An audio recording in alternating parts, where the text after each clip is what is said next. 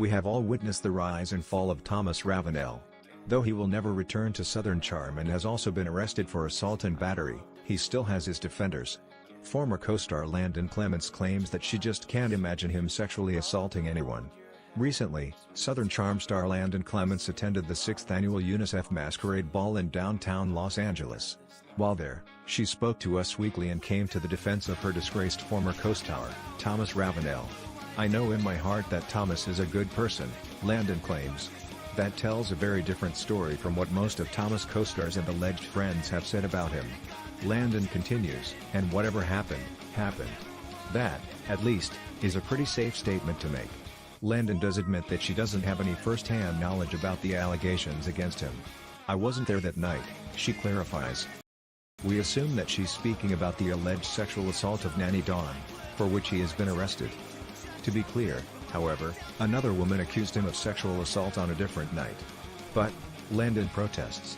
"I can't imagine that he would ever hurt anyone." It quickly becomes clear that Landon was uncomfortable with discussing Thomas at all. Because it is an ongoing court procedure, Landon says, "I can't really comment." She says this after having already commented, "Of course. And I don't want her to comment," she continues. Landon concludes, "I will let the courts take care of it, I suppose." Yeah, that's how it usually works after a creep gets arrested. In case you're hazy on the details of the allegations, as Landon appears to be, here is a reminder. Thomas Ravenel is accused of assaulting his children's nanny while one of those young children slept nearby. While inside the location, the defendant undressed and made sexual advances on the victim, court documents accuse. The documents read, "The defendant grabbed the victim's hand and placed it on his penis before attempting to remove the victim's clothing." While attempting to remove the victim's clothing, the accusation continues. The victim's underwire bra cut into her skin and her shirt wrapped around her neck, which, the documents say, caused the victim to struggle to breathe.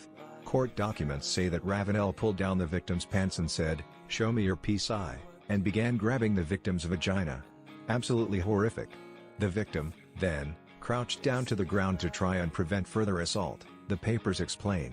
But the accusations say that the defendant then put his penis in her face and asked, "Do you like big dicks?"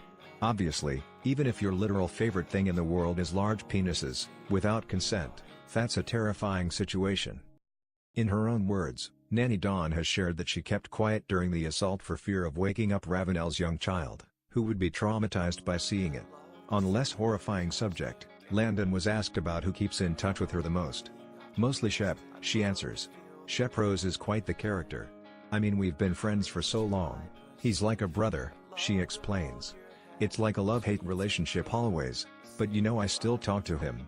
He was just in England with a bunch of our friends this summer," she reveals. "Whitney and I are still super close," Landon adds, referring to Whitney Sudler-Smith. "You know, I knew Whitney actually from my ex-husband," she notes. "Because one of my ex-husband's best friends went to boarding school with him. So it's all a very tangled web," she admits. "A lot of rich people know each other through extended family or schooling. It's part of how they stay on top. Even if I don't talk to them on a regular basis, it doesn't mean that I don't love them," Landon explains. "They have a big place in my heart always," she concludes. Landon Clements is a kind-hearted person, but she seems to be directing that kindness at her friend Thomas and not at his alleged victims. Sometimes, people don't show you their worst selves. Thomas will have his day in court. And it's worth noting that, unfortunately, sexual assault is very difficult to prove in criminal court. At the time when our court system was designed, sexual assault had a fairly narrow definition, and women were not full citizens, they were closer to property.